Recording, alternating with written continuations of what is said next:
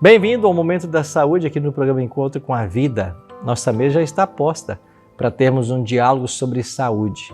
Nosso corpo é templo do Espírito Santo, temos que cuidar bem dele.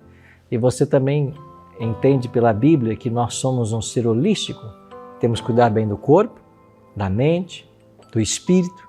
E é por isso que essa semana estamos recebendo aqui nos nossos estúdios o nosso médico psiquiatra, que é o Dr. Otávio Coutrin. Tudo bem, Dr. Otávio? Tudo bem. Obrigado, Dr. Otávio, por sua disposição em estar conosco ao longo dessa semana. Ele é médico psiquiatra, especialista em transtornos do humor, mestre em gestão pública pela Must University de Flórida, nos Estados Unidos. E ele também atua aqui no Cevisa, onde nós estamos nesse exato momento. Vai ter o site do Cevisa, cevisa.org.br, para você conhecer esse spa médico aqui em Engenheiro Coelho, São Paulo. Amigo, vamos conversar um pouquinho hoje sobre esquizofrenia. Você está esquizofrênico, algumas pessoas dizem assim, né? Nos ajuda a entender o que é isso e como que isso é causado. A esquizofrenia, ela é uma doença mental crônica, então isso é bem marcante, ela é uma doença crônica. No entanto, a pessoa ela consegue viver bem. O que é uma esquizofrenia? Para ser bem tranquilo para o entendimento, é quando a pessoa mistura a realidade com a fantasia. Ou seja, ela começa a ter alucinações visuais, auditivas, ela começa a ver uma coisa que só ela vê, ela começa a escutar coisas que só ela escuta, ela começa a apresentar sensação de perseguição. Opa, alguém está vindo aqui, estão me perseguindo, estão me filmando pelo celular. Você me está falando, lembrei de um filme que é bem isso, né? Que filme que a gente tinha, que tinha um senhor professor universitário que tinha isso, que via uma família? Bom, agora esqueci o nome do filme. Não sei se era Forrest Gump, não sei se era esse. Pois bem, e isso são ilusões da mente? Da mente, nós chamamos de alucinações, a pessoa começa a alucinar. Não tem nada de real, mas a pessoa nada de real, mas ela olha, ela sente que alguém está perseguindo, que ela está sendo filmada, que ela está sendo vigiada, isso é persistente, e aí ela começa a ficar eufórica, irritada, e isso acontece o quê? Existem tipos de esquizofrenias e isso tem um momento que acontece. A pessoa ela não nasce esquizofrênica. Ela tem aquele fator genético, porque na maioria das vezes o quê? Familiares têm. Tiveram pai, problema. Mãe, ou seja, quando nós falamos de familiares, é a parte mais próxima, os primeiros graus. Irmãos, pai, mãe, o meu tio de terceiro grau. Aí já, para a medicina, isso não influencia tanto, tá? Mas principalmente parentes de primeiro grau. E aí aquela pessoa ela tem a predisposição, lembrando que a esquizofrenia, que é esse transtorno da mente crônico, em que a pessoa ela tem uma alucinação, pode ser auditiva, pode ser visual, é mais preponderante em homens. Homens desenvolvem mais. Por que mais em homens? Porque o que acontece? O homem se expõe a mais fatores de risco. Quando é que a esquizofrenia? Eu tenho lá o gene, esse gene está adormecido. Quando é que essa esquizofrenia vai apresentar-se? Em homem, principalmente quando ele é usuário de algum entorpecente.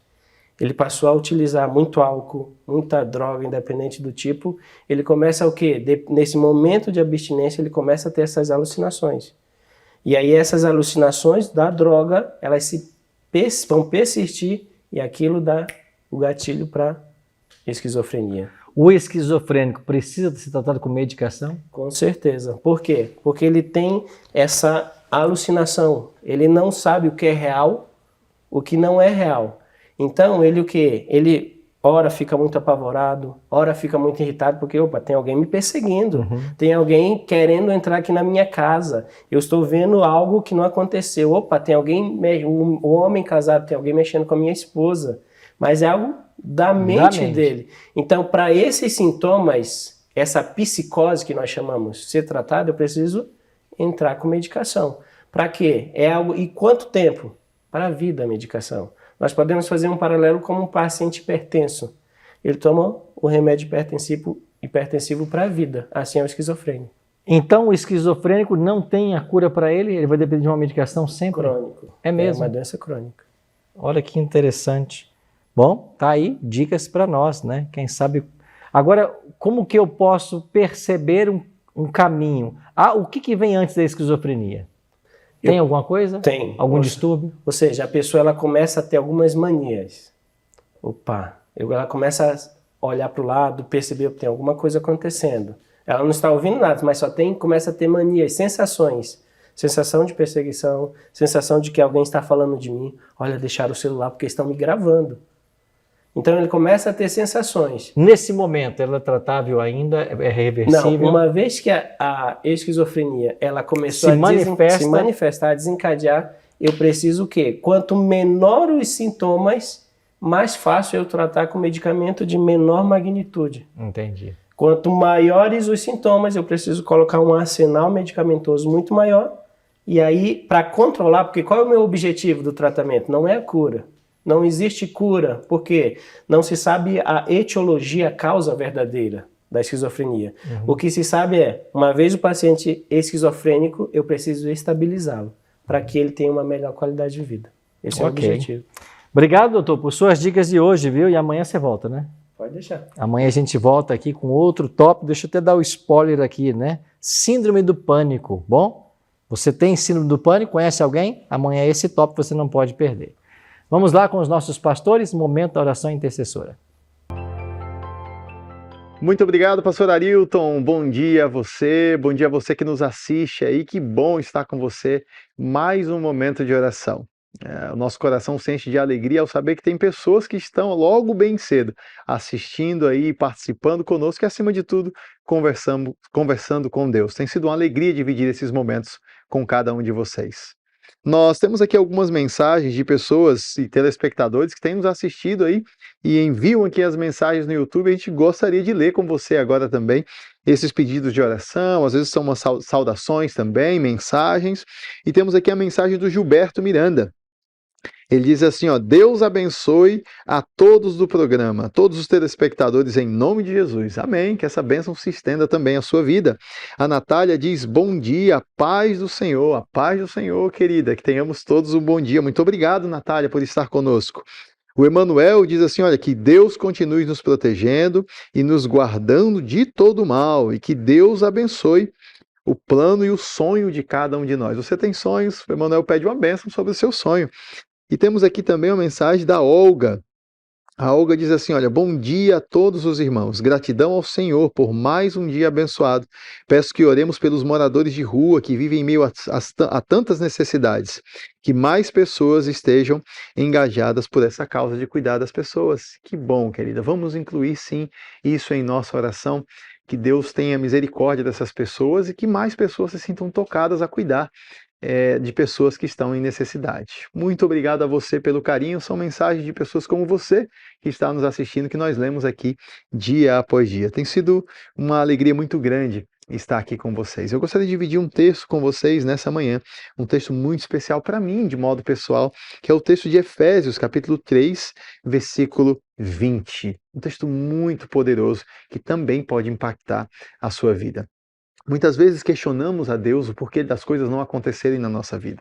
Às vezes sonhamos e desejamos algo maior, queremos coisas boas, melhores, mas as coisas parece que não acontecem.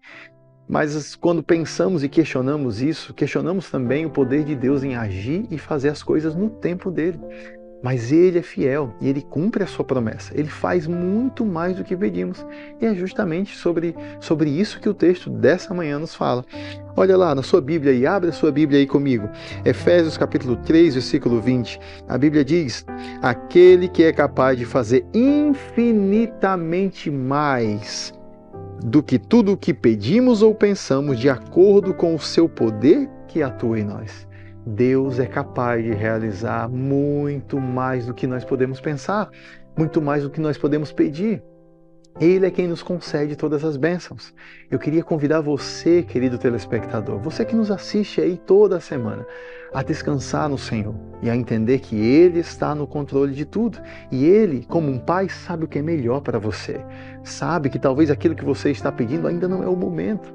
Sabe que está aguardando algum momento especial para derramar essa bênção na sua vida. E Ele sabe. Você pede uma coisa, Ele te dá algo muito maior. Descanse no Senhor. Confie nele e entregue seus anseios, seus desejos e os seus sonhos nas mãos dele. Ele sempre sabe o que é melhor. E nesse momento, juntos aqui, eu aqui, você aí, nós vamos poder orar ao Senhor. Feche os seus olhos e vamos conversar com Deus. Amado Pai, perdão porque em alguns momentos nós questionamos ao Senhor, perdão porque às vezes não entendemos que o Senhor está no controle de todas as coisas. Nos ajuda a entender que o Senhor sabe sempre o que é melhor. E como o texto diz, infinitamente mais. O Senhor sabe de tudo, de todas as coisas. Acalma o nosso coração quanto ao futuro. Nos ajuda a cada vez mais confiar em Ti. Entregamos todos os pedidos que estão sendo feitos aqui no chat. Entregamos os pedidos que talvez sejam guardados no coração das pessoas que nos assistem. O Senhor conhece cada um de nós. Acordamos hoje bem cedo para ter esse encontro com o Senhor. Nos dar a paz e a alegria de entendermos que o nosso Deus está no controle das coisas. Mais uma vez entregamos todos os nossos pedidos em Tuas mãos e fazemos isso em nome de Jesus. Amém. Chegou o momento de juntos podermos estudar um pouco mais da Palavra de Deus nesta série sobre o maravilhoso Jesus. Aliás, a Bíblia descreve Jesus como maravilhoso conselheiro, Deus forte, Pai da eternidade, Príncipe da paz. É sobre esse maravilhoso Jesus que estamos estudando. Hoje vamos aprender um pouquinho sobre Jesus no sepulcro. Depois de sua morte, ele foi colocado em um sepulcro, o sepulcro de José de Arimateia. Hoje vamos entender esse momento da vida de Cristo, da sua morte, do seu sepultamento e as lições espirituais que isso pode trazer para nós hoje. Mas antes de avançarmos, eu quero convidar você a nós orarmos e pedirmos a bênção do Senhor para o estudo. Ora comigo? Pai Celeste, muito obrigado por estarmos juntos mais uma vez e ter a oportunidade de estudar a Tua Palavra. Queremos suplicar que o Teu bom e Santo Espírito seja mais uma vez o nosso professor e que nós possamos entender a Tua vontade para a nossa vida. Abençoe os amigos que oram comigo agora, que o estudo da Tua Palavra fortaleça a nossa fé e nos prepare para o Teu regresso. Oramos em nome de Jesus. Amém. Muito obrigado por ter orado comigo. Vamos então ao tema de hoje, Jesus no sepulcro, o 9º tema desta série sobre o maravilhoso Jesus. Você vai se lembrar que Cristo foi crucificado numa sexta-feira, às 9 da manhã. Ele morreu às 3 da tarde. Isso quer dizer que Jesus passou exatamente 6 horas na cruz. Ele foi crucificado às 9 da manhã, na hora do sacrifício matutino, lá no santuário. Ao meio-dia houve trevas sobre a terra, que duraram até às 15 horas. Às 3 da tarde, Jesus expirou e disse: Pai, nas tuas mãos entrego o meu espírito. Dito isto, ele morreu. Ele ficou 6 horas na cruz até a sua morte. Depois de morto, a pedido de José de Arimateia e Nicodemos, o corpo de Cristo foi levado para um sepulcro novo, que nunca havia sido usado, de José de Arimateia, que era um homem muito rico. E assim se cumpriu mais uma profecia messiânica, que ele foi crucificado entre salteadores, mas com os ricos esteve na morte. Ou seja, o sepulcro de José de Arimateia era o sepulcro de um rico, que foi agora preparado para Jesus. Quando terminou a sexta-feira, antes que os últimos raios do sol poente repousassem sobre Jerusalém, Jesus já havia concluído sua obra redentora em favor do pecador. Não mais ficaria muito tempo no sepulcro, pois a morte deveria ser vencida em favor de todos os que herdarão a vida eterna. Jesus foi colocado no sepulcro antes que o sábado chegasse, e quando chegam as horas sagradas do sábado, Jesus já está na sepultura. É interessante perceber como Jesus, após ver criado o mundo e tudo que nele há em 6 dias, descansou no 7º. Lá, Jesus descansou da obra da criação. Agora, ele conclui a obra da redenção também no 6º dia. E após haver terminado a obra da redenção no 6º dia, ele descansa ao 7º. Ele vai passar o sábado na sepultura. Durante todo aquele sábado, Jesus esteve sepultado no sepulcro de José. E no domingo, bem cedo, ele ressuscita.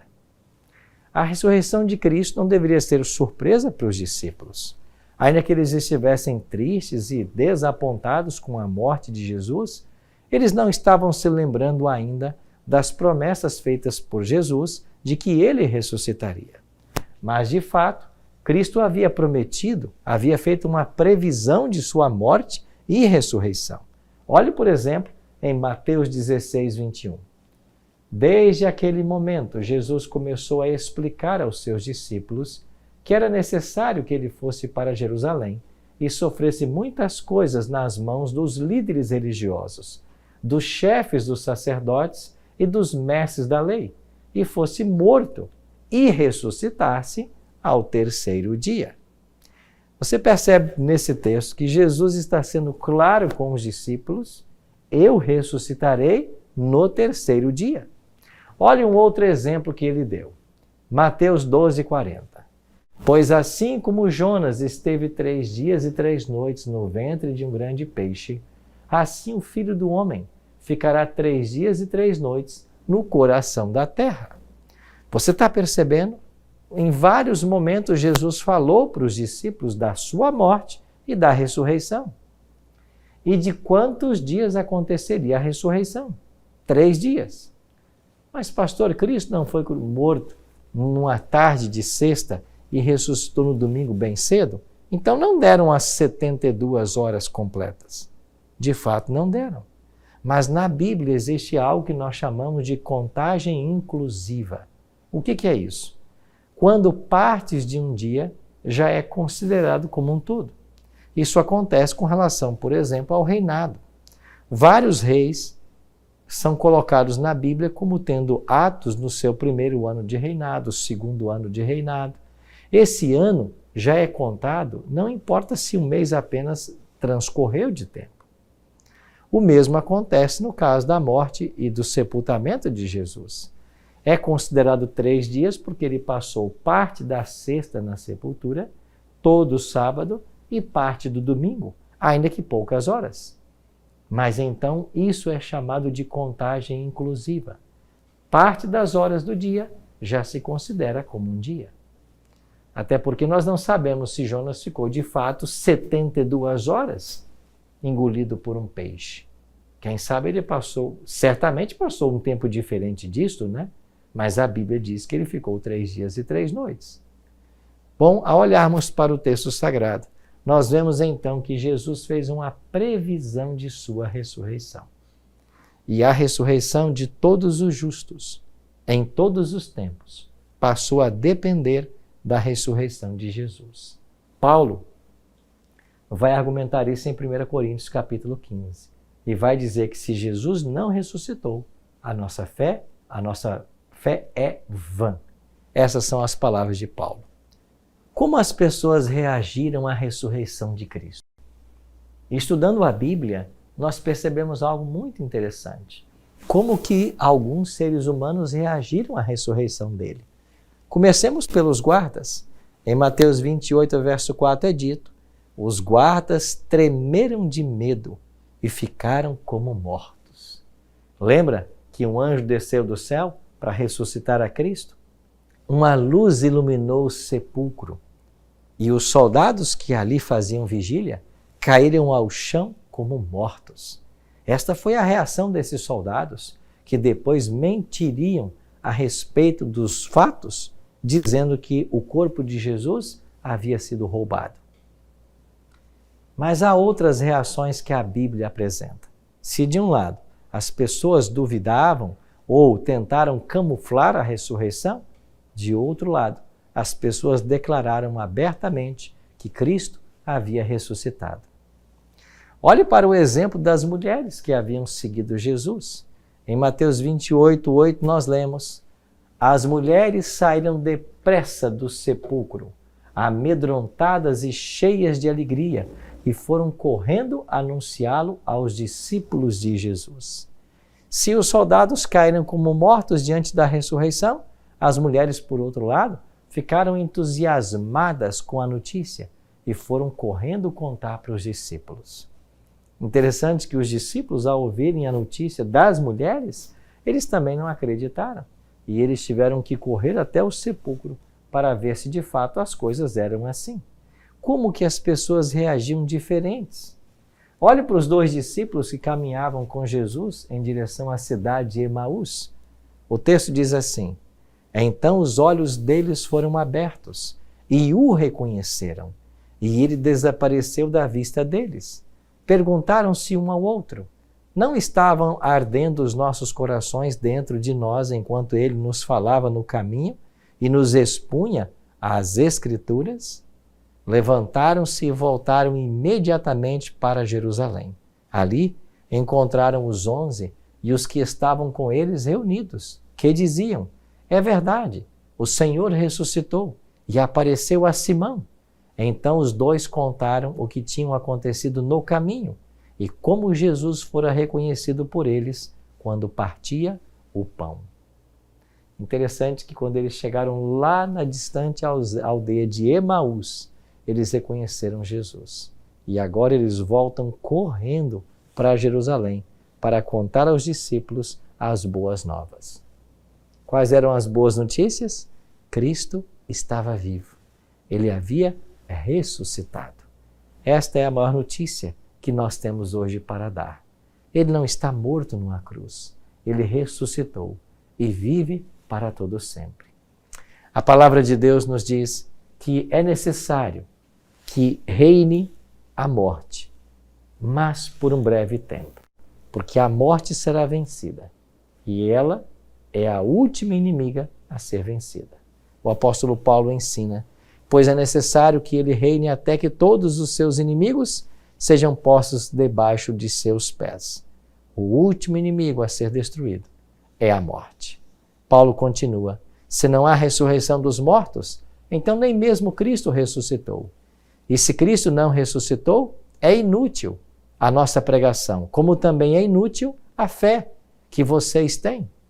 Mais que isso, seremos considerados falsas testemunhas de Deus, pois contra ele testemunhamos que ressuscitou a Cristo dentre os mortos.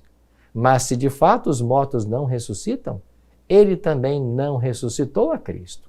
Pois se os mortos não ressuscitam, nem mesmo Cristo ressuscitou. E se Cristo não ressuscitou, é inútil a fé que vocês têm. E ainda estão em seus pecados. Neste caso também, os que dormiram em Cristo estão perdidos. Que raciocínio extraordinário desenvolve o apóstolo Paulo. Se os mortos não ressuscitam, Cristo não ressuscitou. Se ele não ressuscitou, a nossa pregação é vã, é inútil. E se a nossa pregação é inútil, a fé que vocês depositam nele também será inútil. Ou seja, tudo na religião está sendo construído sobre o fato de que Cristo ressuscitou e ele vive. Porque ele ressuscitou e vive, nós temos hoje também a esperança de vida eterna. Foi o próprio Jesus quem declarou: aquele que crê em mim, ainda que morra, viverá. Eu e você estamos sujeitos à morte, mas a esta primeira morte, que nós podemos ser chamados a qualquer hora, mas a morte eterna, da qual não há retorno, nós não precisamos passar por ela, porque Cristo pagou no Calvário o preço do nosso pecado, para que nós pudéssemos ter vida e vida eterna. Esta é a grande notícia do Evangelho. É isso que a palavra de Deus nos ensina, graças à ressurreição dele. Paulo continua escrevendo aos Tessalonicenses: pois dada a ordem, como a voz de arcanjo e o ressoar da trombeta de Deus, o próprio Senhor descerá do céu, e os mortos em Cristo ressuscitarão primeiro. Depois disso, os que estivermos vivos seremos arrebatados juntamente com eles nas nuvens, para o encontro com o Senhor nos ares, e assim estaremos para sempre com o Senhor. O apóstolo Paulo está falando agora da ressurreição dos justos, daqueles que um dia aceitaram a Jesus como Salvador pessoal. Todos os que aceitaram a Cristo ressuscitarão na primeira ressurreição. Interessante que a ressurreição de Cristo é a base para a ressurreição de todos os salvos. Isso nos ensina de que quando uma pessoa morre, ele não vai lá para o céu, ou para o purgatório, ou para o inferno. Ele fica morto até o dia da ressurreição. Em Lucas 24, 5 e 6, nós lemos: amedrontadas, as mulheres baixaram o rosto para o chão, e os homens lhes disseram: por que vocês estão procurando entre os mortos aquele que vive? Ele não está aqui, ressuscitou. Lembrem-se do que ele lhes disse quando ainda estava com vocês na Galileia. E então em João 11, 25, Jesus declara: eu sou a ressurreição e a vida. Quem crê em mim, ainda que morra, viverá. Os anjos disseram às mulheres junto ao sepulcro: por que vocês estão procurando entre os mortos aquele que vive? E se nós pudéssemos ter uma lápide sepulcral no túmulo de Jesus, poderia ser esta a expressão dos anjos: ele não está aqui, ressuscitou. O próprio Cristo declarou: aquele que crê em mim, ainda que morra, viverá. Ou seja, da ressurreição de Cristo dependem todas as outras ressurreições. Esta é a grande verdade que o cristianismo tem para apresentar. Eu ouvi certa vez uma história de uma professora primária lá na cidade de Salvador, na Bahia. Ela tinha vários alunos em sua classe. E entre esses alunos, um garotinho com síndrome de Down. Esses garotinhos com os rostos bem redondinhos, amáveis, queridos. Um dia, por ocasião da Páscoa, a professora deu uma tarefa para as crianças. Vocês trarão para nós amanhã algo que relembre a ressurreição de Cristo. Para certificar de que esse garoto com síndrome de Down havia entendido a tarefa, a professora perguntou: eu acho que o nome dele era Joãozinho. Joãozinho, você entendeu a tarefa que a professora deu? E ele disse: sim, professora, eu entendi. No dia marcado, as crianças trouxeram. Cada uma trouxe aquilo que para elas simbolizava a ressurreição de Cristo. Uma delas trouxe uma sementinha e disse: professora, para mim essa semente simboliza a ressurreição. Ela será lançada ao solo e para germinar ela vai precisar morrer primeiro. Então isso para mim é um símbolo da ressurreição de Jesus, que após a morte traz vida. A professora disse: parabéns, muito bem ilustrado, que inteligente a sua explicação. Uma outra criança trouxe então ali um casulo, onde havia ali uma lagarta num processo de metamorfose. Ela disse: professora, essa lagarta vai virar em breve uma borboleta. Haverá uma mudança de vida, um novo nascimento. Isso para mim representa a ressurreição. Uma por uma as crianças foram apresentando seus trabalhos. E chegou a vez naquele garotinho, Joãozinho, e a professora disse: Joãozinho, você trouxe algo que representasse a ressurreição de Jesus? Ele disse: trouxe, professora.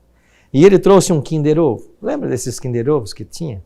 E quando ele abriu o Kinder Ovo, todos esperavam que houvesse alguma coisa ali dentro, mas quando ele abriu, o Kinder Ovo estava vazio. As crianças deram uma gargalhada. E a professora perguntou: Joãozinho, você trouxe esse Kinder Ovo, mas não tem nada dentro? E ele então explicou: isso, professora, ele está vazio, assim como a sepultura de Jesus está vazia. Que lição aquele garoto deu para todos naquela classe naquele dia. Esse Kinder Ovo vazio é um símbolo da ressurreição, porque Jesus também deixou o seu sepulcro vazio. Um tempo se passou e pelas fatalidades dessa vida, aquele garotinho veio a morrer. A turminha foi convidada para ir ao velório de Joãozinho. E no dia de sua sepultura, naquele pequeno caixãozinho onde estava seu corpo, cada coleguinha de classe colocou ali junto ao caixão também um Kinder Ovo.